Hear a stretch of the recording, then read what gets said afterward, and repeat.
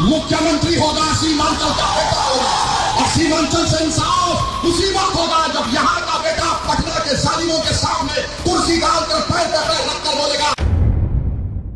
अभी तक तो बात सिर्फ हो रही थी कि मुसलमानों के हक की बात हो रही थी कि क्या बिहार विधानसभा चुनाव निपटने के बाद चाहे कोई सा भी गठबंधन जीते, क्या वो एक मुसलमान को जिनकी तादाद 18% से ज्यादा है उसे उप मुख्यमंत्री बनाएंगे। और ये मुद्दा किसी और ने नहीं, असदुद्दीन ओवैसी ने उठाया था। उसके बाद सब उसी मुद्दे पर आ गए, महागठबंधन से लेकर एनडीए तक सब। लेकिन अब इससे आगे की नई कहानी असदुद्दीन ओवैसी ने छेड़ी है। आज आपको दिखाऊंगा वक्फ कानून से लेकर जिन मुद्दों पर उन्होंने बात की, उसको लेकर हिंदू समाज से लेकर मुस्लिम समाज तक उनके समर्थन में उतर आया। मैं ये नहीं कहता समूचे बिहार में सिर्फ ओवैसी की हवा चल रही है, नहीं, ऐसा नहीं है। लेकिन सीमांचल में इस समय हालत बहुत खराब है दोनों गठबंधनों की, कि कैसे भी करके पार पाया जाए, कैसे करा जाए कोई एक ऐसा समीकरण तैयार जिससे असदुद्दीन ओवैसी की धार को कम किया जा सके। ऐसा नहीं है कि एनडीए को डर नहीं है, बीजेपी को जरूर वोटों की कोई चिंता नहीं मुसलमानों की, लेकिन उन्हें मालूम है सरकार बनाने के लिए उन्हें अपने सहयोगियों की जरूरत पड़ेगी, और जो सहयोगी चुनकर अपने सदस्यों प्रत्याशियों को विधानसभा भेजेंगे वो मुसलमानों के बिना संभव नहीं है। आज मैं दिखाने जा रहा हूं एक नया शिवूगा जिसने नई टेंशन वोटिंग से हफ्ते भर पहले इन राजनीतिक दलों को। सबसे पहले जरा सुनिए, असदुद्दीन ओवैसी का पुराना वाला ही बयान है, लेकिन सुनना चाहिए, आपको दिलचस्प लगेगा। अब असदुद्दीन ओवैसी उप मुख्यमंत्री पर राजी नहीं होगा, मुख्यमंत्री होगा सीमांचल का बेटा होगा, मुख्यमंत्री होगा तो सीमांचल का बेटा होगा, और सीमांचल से इंसाफ उसी वक्त होगा जब यहाँ का बेटा पटना के जालिमों के सामने कुर्सी डालकर पैर पे पैर रखकर बोलेगा अब सीमांचल का इंसाफ देगा। तो नया शिवूगा छूट गया। पहले तो ये कहा जा रहा था कि भाई होगा, ये होगा, और जिस पर सबके सब आ गए। अब सवाल पूछा जा रहा है कि बिहार ऐसा थोड़ी ना कि बाद में नया राज्य बना, बिहार तो राज्य था ना जब आजाद हुआ, आजादी के बाद बना।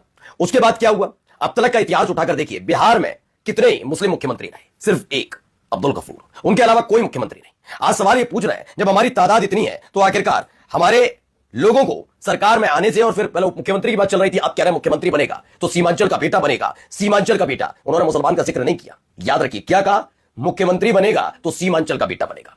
अब सीमांचल का जिक्र किया जा रहा है, क्यों ये इर्द गिर्द समझ कर रह गई ये कहानी, गया छपरा, तुम यहां के तुम वहां के, सीमांचल पर ध्यान क्यों नहीं।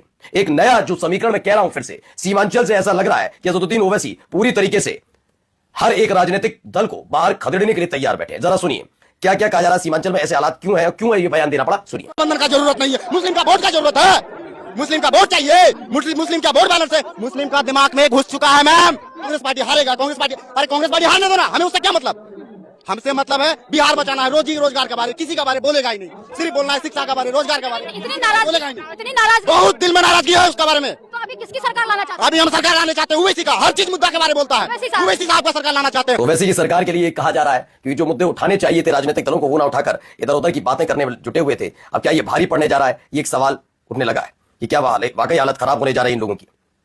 आइए अगली खबर दिखाता हूं आपको, जरा इधर सुनिए क्या कुछ कहा जा रहा है। ऐसा यहाँ का माहौल है, तो तुम्हारा आरजेडी के लिए चांस नहीं है इस बार अवेसी 1 लाख पार है, इस बार किसी का हवा नहीं चलने वाला। लेकिन वैसे के बारे में लोग बोलते हैं कि हैदराबाद का है, यहाँ करके क्या जरूरत है चुनाव लड़ने की, बिहार में सरकार बनेगी जनता आरजेडी की, हर मुद्दे पे बात करने वाला है। हर मुद्दे में अवेसी साहब जो बात कर रहे हैं तो इन्हीं लोग का, जैसा कि मास्टर साहब का जो 10,000 5,000 जो वर्कर है वही लोग बोलते हैं कि बारी हैदराबाद हैदराबाद।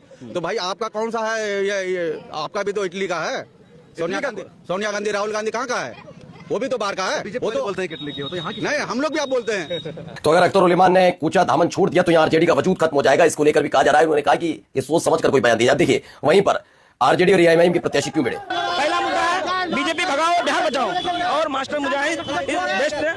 ये वाला एमआईएम जो है वो फूट डालो शासन करो वाला नेतागिरी करता है। टिकट के लिए जनता के लिए नहीं आए, उनको मालूम था कि इस टाइम यहाँ से जो नहीं जीतेगा। तो ये एआईएमआईएम और आरजेडी के समर्थक आपस में भिड़ते नजर आते। देखिए चीजें सारी पॉलिटिकली कैसे चलती हैं इसे समझना चाहिए। हो सकता है कि यार एक राजनेता इधर नहीं तो उधर, जैसे चंद स्वराज के जिन एक नेता की हत्या हुई है, उस हत्या से जुड़ी कहानी भी आप सबको पता ही होगी। इस हत्या से जुड़ी कहानी में आपको पता होगा वो आरजेडी के कभी नेता रहे दुलार चंद यादव, लेकिन फिलहाल चंद स्वराज के साथ गए थे। अब एक डेट डाटा है, भारतीय नेशनल कांग्रेस और भारत का मुसलमान, कर्नाटक में 13% मुस्लिम आबादी है, मंत्री सिर्फ 2, तेलंगाना में 12.5% मुस्लिम आबादी है, मंत्री 0, हिमाचल प्रदेश में 2.5% मुस्लिम आबादी है, मंत्री 0। तीनों राज्यों में कांग्रेस की सरकार है, कुल मिलाकर 62 मंत्री लेकिन सिर्फ 2 मुसलमान, यानी 3 राज्यों की संयुक्त मुस्लिम आबादी 28% होने के बावजूद कांग्रेस के मंत्रिमंडल में मुसलमानों की हिस्सेदारी 3% से भी कम है। ये ऐसा कहा जा रहा है। अब सुनिए एक और असदुद्दीन ओवैसी का बयान। एक बयान जब बोलते हैं खास तौर पर अपने विरोधियों को टेंशन में डाल देते हैं। मैं आपसे ये पूछना चाहूंगा कि नरेंद्र मोदी ने और उनकी सरकार जिसको नीतीश कुमार की तारीफ हासिल है, जो वक्फ का कानून बनाया है, क्या आप उस वक्फ कानून की तारीफ करते हैं? क्या क्या आप उस वक्त कानून की तारीफ करते हैं? कितने लोग नहीं तारीफ करते? हाथ उठाइए। तो इस हमने अमर की जनता से अपील की क्या की है। नरेंद्र मोदी पुनिया का बिहार में थे और जनसभा को संबोधित करते हुए कहा, नरेंद्र मोदी की सरकार ने नीतीश कुमार के सहयोग से नया वक्फ कानून बनाया, क्या आप इस कानून समर्थन करते हैं? हम आज मोदी और नीतीश कुमार दोनों को साफ संदेश देना चाहते हैं, हम इस कानून को पूरी तरह खारिज करते हैं। कानून हमारी मस्जिदों, दरगाहों, खानकाहों और निशा को निशाना बना रहा है। इसको लेकर एक नया मुद्दा छिड़ा है। दो मुद्दे हो गए, अब सीमांचल का बेटा मुख्यमंत्री और वक्फ बोर्ड वाला।